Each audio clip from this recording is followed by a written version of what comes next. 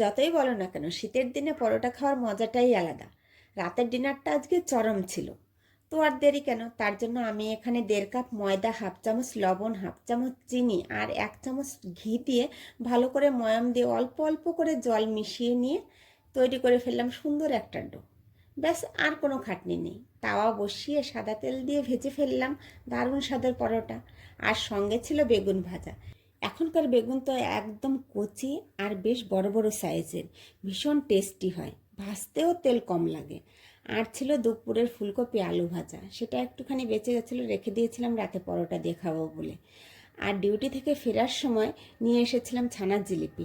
রাতে একটু মিষ্টি যেন চাই চাই, কী যে বাজে নেশা, জানি খাওয়া ভালো না, তবু শেষে যেন একটু মিষ্টি না হলে খাওয়াটাই অসম্পূর্ণ হয়ে যায়।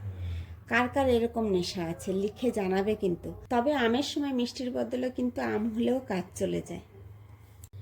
জানো তো, এরকম সাদা সাদা বেগুন কোন নগরে আগে দেখতে পেতাম না। তাই মালদা গেলে ফেরার সময় মা দিয়ে দিত আর বলতো ওখানে তো পাওয়া যায় না, কিন্তু এখন দেখি এখানেও পাওয়া যায়। হয়তো কোন নগরের বাজারটা তখন ভালো করে চিনতাম না, তাই হয়তো বেগুন খুঁজে পেতাম না। যাই হোক, আর কষ্ট করে মালদা থেকে তো আনতে হয় না।